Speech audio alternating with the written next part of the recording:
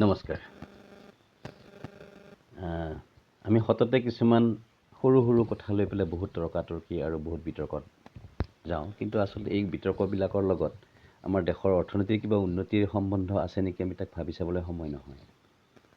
যেনেকৈ ধৰক আমাৰ মুখ্যমন্ত্ৰীয়ে অলপতে ছিংগাপুৰ ভ্ৰমণ কৰি আহিলে। তেওঁ আহি পেলাই ঘোষণা কৰিলে যে ছিংগাপুৰৰ কিছুমান উদ্যোগীক আহ্বান জনাইছে যে অসমত থকা জাগিৰোডৰ ইলেক্ট্ৰনিক চিটিত তেওঁলোকে অংশীদাৰিত্ব ল'ব। পিছে এই অংশীদাৰিত্বটো কিন্তু কোনো চৰকাৰী উদ্যোগত নহয়, এটা ব্যক্তিগত খণ্ডৰ উদ্যোগতহে। এতিয়া যদি আমি অকণমান ভাবি চাওঁ যে তেখেতে ছিংগাপুৰত গ'ল, ছিংগাপুৰ এখন ডেভেলপ কাণ্ট্ৰি, ছিংগাপুৰ এখন অতি উন্নত দেশ, তাৰ বিষয়ে আমি অকণমান যদি জানি লওঁ তেতিয়াহ'লে আমাৰ কথাখিনি উদ্ভাৱন কৰাত অকণমান ভাল হ'ব। আমি অকণমান ছিংগাপুৰৰ বিষয়ে জানি লওঁ আহক। ছিংগাপুৰ আমাৰ দিল্লীখনৰ আধা এখন দেশ, মাত্ৰ 710 স্কোৱাৰ কিলোমিটাৰ, য'ত 57 লাখ মানুহে এতিয়া বাস কৰি আছে। আৰু এই ছিংগাপুৰখন বহুদিনৰ পুৰণা দেশ নহয়। ইয়াৰ আগতে এইখন ইণ্ডোনেছিয়াৰ এজন ৰজাই চলাইছিলে। তাৰপিছত ব্ৰিটিছে এইখন কিনি লয়। ব্ৰিটিছৰ পিছত সেইখন মালয়েছিয়াৰ হাতলৈকে যায়। তাৰপিছত মালয়েছিয়াৰ হাতত যায়। মালয়েছিয়ান বিলাকে তেওঁলোকে এখন মালয় দেশ বুলি পেলাই মালয়ৰ লগত লগ কৰি পেলাই তেওঁলোকে এখন দেশ হিচাপে চলাব আৰম্ভ কৰিলে। কিন্তু তেতিয়া এজন মানুহৰ আৱিৰ্ভাৱ হ'ল। তেওঁ হৈছে লী কুৱান ইউ, যিয়ে 1965ত ছিংগাপুৰ ৰিপাব্লিক অফ ছিংগাপুৰ গঠন হোৱাৰ পিছত প্ৰথম প্ৰধানমন্ত্ৰী হিচাপে তাতে পদভাৰ ল'লে। লী কুৱান ইউ যেতিয়া আহিছিল তেতিয়া ছিংগাপুৰখন আজি দেখা ছিংগাপুৰখন নাছিল। তেতিয়া ছিংগাপুৰত গোটেইবিলাক মানুহবিলাকৰ মাজত গেম্বলিং, নিবনুৱাৰ সমস্যা সাংঘাতিকভাৱে বেছি, ক্ৰাইম বেছি, ভায়লেঞ্চ বেছি। আৰু দ্বিতীয় বিশ্বযুদ্ধৰ পিছৰ ঘটনাত যেতিয়া ব্ৰিটিছবিলাকে কানিৰ বেপাৰ কৰি পেলাই ভাৰতৰ পৰা ছিংগাপুৰত প্ৰচেছিং কৰিছিল আৰু চাইনিজ লেবাৰবিলাকৰ হতুৱাই কানি খুৱাইছিল মানুহবিলাকক, তেতিয়া তেওঁলোকৰ মাজত বহুত ক্ৰাইম আৰম্ভ হৈ গৈছিলে। মালয়েছিয়াখন তেতিয়া জাপানীজ সৈন্যবিলাকে যেতিয়া চলাই আছিল, জাপানীজ সৈন্যবিলাকে ইমান অত্যাচাৰ কৰিছিল যে তেওঁলোকে বিভিন্ন দেশৰ পৰা নাৰী সৰবৰাহ কৰি জাপানীজ সৈন্যবিলাকৰ আমোদৰ কাৰণে ব্যৱহাৰ কৰিছিল। ব্ৰিটিছে গৈ পেলাই জাপানীজ সৈন্যবিলাকক খেদি পঠিয়ায়। ব্ৰিটিছে তেতিয়া ছিংগাপুৰখন অধিগ্ৰহণ কৰে।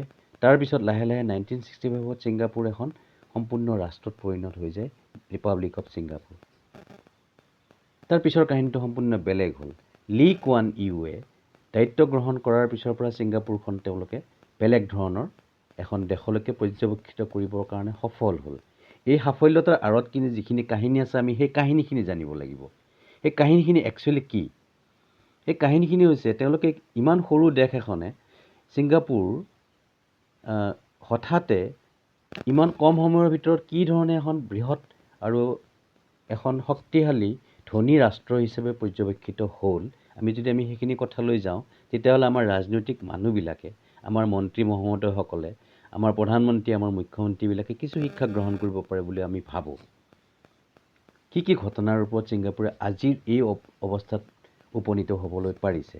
এক নম্বৰ হৈছে ছিংগাপুৰ যেতিয়া তেওঁলোকে স্বতন্ত্ৰ ৰাষ্ট্ৰ হিচাপে গ'ল, তেওঁলোকে মালয়েছিয়া প্ৰথমতে মালৰ লগত আছিলে, কিন্তু মালয়েছিয়াৰ লগত তেওঁলোকৰ কিছু মতভেদ হোৱাৰ কাৰণে ছিংগাপুৰ এখন স্বতন্ত্ৰ ৰাষ্ট্ৰ হিচাপে গঠিত হ'ল। আহিয়েই তেওঁলোকে কেইটামান কাম হাতত ল'লে। এক নম্বৰ হৈছে তেওঁলোকে এডুকেশ্যনৰ ওপৰত আটাইতকৈ বেছি গুৰুত্ব দিব আৰম্ভ কৰিলে। ছিংগাপুৰত প্ৰাইমেৰী এডুকেশ্যনৰ পৰা আৰম্ভ কৰি হায়াৰ এডুকেশ্যনলৈকে তেওঁলোকে এডুকেশ্যনটো ফ্ৰী কৰি দিলে।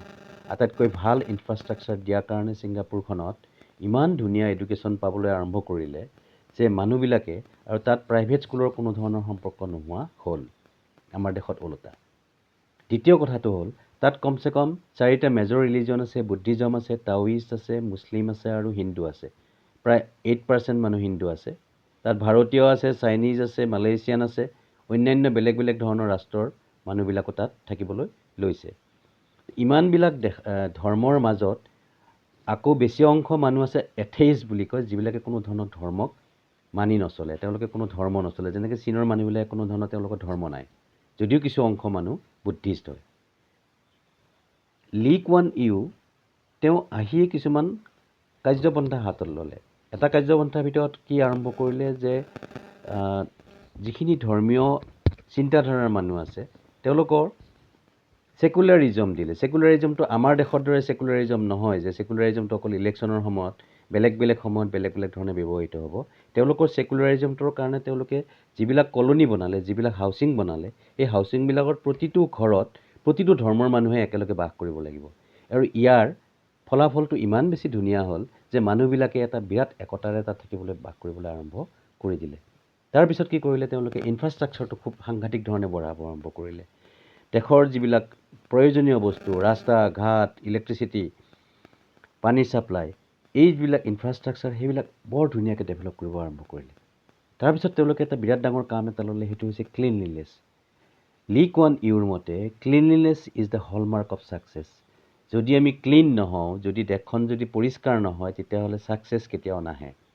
আমাৰ দেশত আমি দেখা পাইছোঁ ঝাৰু লৈ পেলাই আমাৰ মন্ত্ৰী মহোদয়বিলাকে কেমেৰাৰ সন্মুখত ফটো উঠে, ধুনীয়া ধুনীয়া নতুন নতুন ড্ৰেছ পিন্ধি, বহুত কোটিটকীয়া ড্ৰেছ পিন্ধি আমাৰ ৰজা মহাৰজাবিলাকে ক্লিনলিনেছৰ এটা নাটক এখন চলায় আৰু দুদিনমান পিছত তাৰ ছ'চিয়েল মিডিয়াত ফটোবিলাক ভাইৰেল হয় আৰু পেপাৰত সেই ফটোবিলাক উঠোৱাৰ পিছৰ পৰা আকৌ ক্লিনলিনেছটো নোহোৱা হৈ যায়। কাৰণ আমাৰ ড্ৰেইনেজৰ অভাৱ। ক্লিনলিনেছৰ মূল কাৰণটো আমাৰ ইয়াতে কেতিয়াও কৰা নহয়। তাৰপিছত পাব্লিক টয়লেট। তেওঁলোকে ইমান ধুনীয়াকৈ পাব্লিক টয়লেট ছিষ্টেমটো কৰিলে যে মানুহৰ অসুবিধা কোনো ধৰণে নহয় কাৰণে তেওঁলোকে এইবিলাক একদম চিৰিয়াছলি কোনো কম্প্ৰমাইজ নোহোৱাকৈ ৰাস্তাত কোনেও থু পেলাব নোৱাৰিব, ৰাস্তাত কোনেও পাণ বিড়ি চিগাৰেট খাব নোৱাৰিব, ৰাস্তাত কোনেও এখন কাগজ পেলাব নোৱাৰিব, ৰাস্তাৰ কিনাৰত থিয় হৈ কোনে পেচাব কৰিব নোৱাৰিব, শৌচ কৰিব নোৱাৰিব। এইবিলাক কাৰণত তেওঁলোকে লাহে লাহে লাহে লাহে ডেভেলপ হ'ব আৰম্ভ কৰিলে। তেতিয়া প্ৰায় 26,000 ফেমিলি ছিংগাপুৰত শ্লামত বাস কৰিছিল। শ্লাম মানে আমাৰ যিবিলাক ঝুপৰি বস্তি। ঝুপৰি বস্তিৰ মানুহবিলাকক তেওঁলোকে নতুনকৈ ৰিএল'কেট কৰি পেলাই হাউচিং কলনি দি পেলাই তেওঁলোকক বহাই দিলে। লগে লগে কি কৰিলে, যিবিলাক চব্জি মণ্ডি আছিল, চব্জি মণ্ডিৰ য'তে ত'তে যিবিলাক বজাৰ বহে, সেই বজাৰবিলাকক তেওঁলোকে প্লেন ৱাইজ কৰি পেলাই আমি গৈ পেলাই দেখা পাইছোঁ তাত ৰাস্তাৰ ওচৰত কোনো চব্জি মণ্ডি নাই। তেওঁলোকৰ কাৰণে নিৰ্দিষ্ট বজাৰ আছে, সেই বজাৰবিলাকতহে চব্জি মণ্ডিবিলাক বহিব পাৰিব। তাৰপিছত নদীবিলাক চাফ কৰিলে। Rivers were very clean. Health কেয়াৰৰ ওপৰত তেওঁলোকে ইমান বেছি প্ৰাধান্য দিলে যে সকলো চৰকাৰী হস্পিটেলতে সকলো ধৰণৰ চিকিৎসা তেওঁলোকৰ কাৰণে ব্যৱস্থাৰ সম্পূৰ্ণ সুব্যৱস্থা আছে। তাতকৈ আটাইতকৈ ডাঙৰ কথাটো হৈছে কি, এতিয়া ইমান সৰু দেশ এখনে কেনেধৰণে ইমান কম সময়ৰ ভিতৰত ইমান উন্নতি কৰিবলৈ সম্ভৱ হ'ল। যদি আমি চাবলৈ যাওঁ, তেওঁলোকে 3টা কাম কৰিছে। 1 নম্বৰ হৈছে দেশৰ পৰা কৰাপশ্যন নোহোৱা কৰি পেলাইছে। কৰাপশ্যন মানে এইটো নহয় যে আমাৰ মন্ত্ৰী মহোদয়বিলাকে যেতিয়া কৰাপশ্যন কৰে সেইবিলাক উন্নয়ন, আৰু যেতিয়া বেলেগ অন্য কোনোবাই কৰাপশ্যন কৰে তেতিয়া তেওঁলোকৰ জেল। ছিংগাপুৰৰ কৰাপশ্যনটো তেনেকুৱা নহয়। আমি যদি আকৌ ঘূৰি যাওঁ কৰাপশ্যনলৈকে, তেওঁলোকে চৰকাৰী চাকৰিবিলাকক বহুত টকা দৰমহা দিব আৰম্ভ কৰিলে আৰু মন্ত্ৰীবিলাকৰো দৰমহা তেওঁলোকে বহুত দিবলৈ আৰম্ভ কৰিলে। বৰ্তমান লি কুৱান ইউ নাই, তেওঁৰ পুত্ৰ, তেওঁৰ নাম হৈছে লি হেচিং লুং। লি হেচিং লুঙে ইমান টকা দৰমহা পায়, প্ৰায় 3 বিলিয়ন মান টকা দৰমহা পায়, যিটো আমেৰিকাৰ ৰাষ্ট্ৰপতি বা পুটিনৰ দৰমহাতকৈও বেছি। আৰু তেওঁলোকৰ কোনো ৰাজনীতিবিদে কোনো ধৰণৰ কৰাপশ্যন কৰিব নোৱাৰে। কৰাপশ্যন কৰিলে তেওঁলোকৰ 1 লাখ বা $100,000 তেওঁ ফাইন দিব পাৰিব লগা হ'ব পাৰে, নহ'লে 5 বছৰলৈকে জেল হ'ব পাৰে। তেওঁলোকৰ যিটো কৰাপশ্যন ডিপাৰ্টমেণ্ট আছে, প্ৰিভেনশ্যন অফ কৰাপশ্যন ডিপাৰ্টমেণ্ট আছে, সেই ডিপাৰ্টমেণ্টটো সম্পূৰ্ণৰূপে অট'নমাছ কৰি ৰখা হৈছে। তাত কোনো ধৰণৰ চৰকাৰী হস্তক্ষেপ নচলে। আমাৰ দেশত ওলোটা। আমাৰ দেশত যিবিলাক সংস্থা আছে, প্ৰায় বাতৰিত ওলায়েই থাকে, CBI, ED সকলোবিলাক কিন্তু সম্পূৰ্ণৰূপে চৰকাৰৰ অধীনত আৰু ৰাজনীতিৰ সম্পূৰ্ণ চাপ তেওঁলোকৰ ওপৰত থাকে, যিটো কাৰণত তেওঁলোকে অট'নমাছলি কাম কৰিব নোৱাৰে আৰু যিটো কাৰণত আমাৰ দেশৰ আটাইতকৈ বেছি কৰাপ্টেড মানুহখিনি হৈছে ৰাজনীতি কৰা মানুহখিনি। আৰু দেশৰ ধন ভঁৰাল উদং কৰাৰ কাৰণে এই ৰাজনীতি কৰা মানুহখিনিয়ে তেওঁলোক আটাইতকৈ বেছি জগৰীয়া। ছিংগাপুৰত তেওঁলোকে আৰু এটা কাম কৰিলে, সেইটো হৈছে কি, তেওঁলোকে যেতিয়া বাহিৰৰ মানুহবিলাকক আকৰ্ষিত কৰিব লাগিব, তেওঁলোকৰ আছে কি, তেওঁলোকৰ কোনো ধৰণৰ ৰিচোৰ্চ নাই, তেওঁলোকৰ কোনো তেল নাই, তেওঁলোকৰ কোনো খনিজ সম্পদ নাই, তেওঁলোকৰ একো নাই, তেওঁলোকৰ খালি বেপাৰটো আছে। বেপাৰটোৰ কাৰণে তেওঁলোকে 2টা বস্তু হাতত ল'লে। এটা হৈছে ছাষ্টেইনেবিলিটি। ছাষ্টেইনেবিলিটি মানে তেওঁলোকে যিটো পৰিৱেশ গঠন কৰিছে সেই পৰিৱেশটো তেওঁলোকে মেইনটেইন কৰিব লাগিব। দ্বিতীয় কথাটো হৈছিল তেওঁলোকৰ ফিস্কেল ডিচিপ্লিন বুলি কয়। ফিস্কেল ডিচিপ্লিন মানে হৈছে তেওঁলোকৰ যিটো বাজেট সম্বন্ধীয় যিখিনি কথা, যেনেকৈ এখন চৰকাৰখনৰ কিমান আয় আছে, চৰকাৰখনৰ কিমান ব্যয় আছে, এই আয় আৰু ব্যয়ৰ হিচাপটো লৈ পেলাই কেনেধৰণে তেওঁলোকে চৰকাৰৰ উন্নয়ন কৰিব আৰু চৰকাৰৰ ইনকামটো কি ধৰণে বঢ়াব। যিহেতু চৰকাৰত কোনো কৰাপশ্যন নাই, সেইকাৰণে তেওঁলোকে কি কৰিলে চববিলাক পাব্লিক ছেক্টৰ ইণ্ডাষ্ট্ৰীলৈকে লৈ গৈছে। এটা কোম্পানীৰ নাম মই ক'ব পাৰোঁ, তেওঁলোকে কিক ষ্টাৰ্ট ইণ্ডাষ্ট্ৰীবিলাক আৰম্ভ কৰিছিলে। সেই কিক ষ্টাৰ্ট আৰম্ভ কৰোঁতে তামাছাক হোল্ডিং বুলি পেলাই এটা কোম্পানী আছে, যিটো চৰকাৰী অনুষ্ঠান। তেওঁলোকৰ $403 বিলিয়ন বৰ্তমান তেওঁলোকৰ কেপিটেল। আৰু তেওঁলোকে যিহেতু উদ্যোগবিলাক চৰকাৰীকৰণ কৰি থৈ দিছে, তাৰ ফলস্বৰূপে কি হৈছে, চৰকাৰৰ ইনকাম প্ৰতিদিনে বাঢ়ি আছে আৰু চৰকাৰে ইমানবিলাক খৰচ ফ্ৰীলি কৰিব পাৰিছে। আমাৰ দেশত ওলোটা হৈ আছে। আগৰ চৰকাৰৰ দিনত যিবিলাক উদ্যোগক ৰাষ্ট্ৰীয়কৰণ কৰা হৈছিলে, সেইবিলাক লাহে লাহে চৰকাৰে আমাক কি কৰিছে, সেইবিলাক আকৌ ব্যক্তিগত খণ্ডলৈকে হস্তান্তৰ কৰাৰ ফলস্বৰূপত কি হৈছে, এতিয়া ব্যক্তিগত খণ্ডৰ কিছুমান মানুহ উদ্যোগিকবিলাক ধনী হৈ গৈ আছে।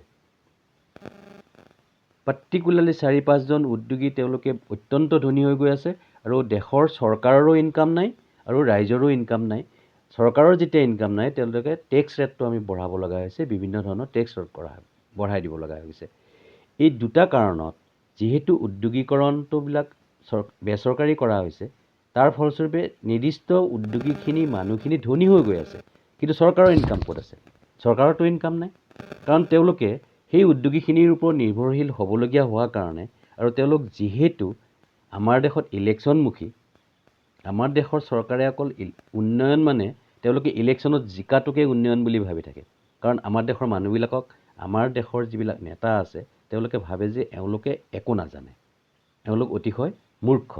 নহ'লেনো আমাৰ মুখ্যমন্ত্ৰীজনাই ছিংগাপুৰ ভ্ৰমণ কৰি সেই বাতৰি কাকতত ডাঙৰ ডাঙৰ হৰফেৰে তেওঁৰ এডভাৰটাইজমেণ্ট নকৰিলেহেঁতেন। তেওঁ তাত ভিক্ষা মাগিব গৈছিল। হয়তো আমাৰ ইমান ধাৰ লাগিছে, কিছু সময়ৰ কাৰণে আমাৰ আৰু কিছু ধাৰ দিয়ক। হয়তো ছিংগাপুৰে নিদিয়ে, কাৰণ তেওঁলোকে এনেকুৱা ধৰণৰ কোনো কামত বিনিয়োগ নকৰে য'ৰ পৰা তেওঁলোকৰ মুনাফা নাই। দ্বিতীয় কথা, লি ৱান কিউ ইমান বছৰ ছিংগাপুৰখনক এনেধৰণৰ এটা এছিয়ান লায়ন বুলি কোৱা হয়। এছিয়ান লায়ন বুলি ক'লে টাইৱান আছে, ছিংগাপুৰ আছে, হংকং আছে আৰু ছাউথ কোৰিয়া। এই 4খনৰ ভিতৰত এছিয়ান লায়ন হিচাপে প্ৰতিস্থাপিত হোৱাৰ পিছতো কিন্তু লি কুৱান ইউৰ কোনো ধৰণৰ ছাইনবোৰ্ড ছিংগাপুৰত দেখা পোৱা নাযায়। তেওঁ কোনো ধৰণৰ বাতৰি কাকতত তেওঁৰ এডভাৰটাইজমেণ্ট নাহে। তেওঁ কৈছিল যে যেতিয়ালৈকে মই জীৱিত থাকিম তেতিয়ালৈকে তেওঁ কাম কৰি যাব ছিংগাপুৰত। তেওঁ কোনো নেশ্যনেল হিৰ' হ'ব নোখোজে।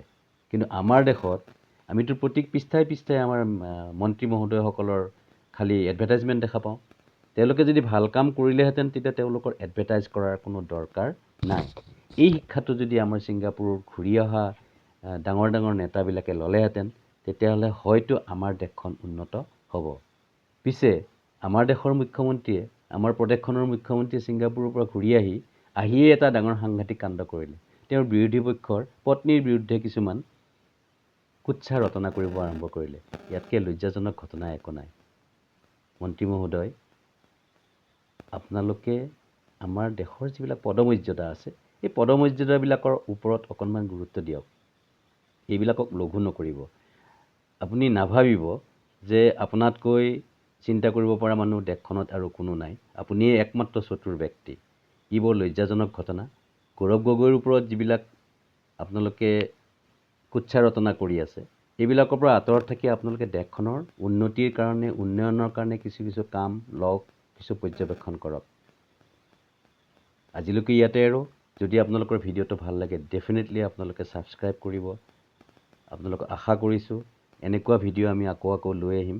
আমি বিভিন্ন ধৰণৰ দেশবিলাকৰ কি ধৰণে উন্নতিকামী হৈছে, কি ধৰণে তেওঁলোকে ডেভেলপ কৰিছে, এইবিলাকৰ ওপৰত আমি কিছু আলোকপাত কৰিবৰ কাৰণে যত্ন কৰিম।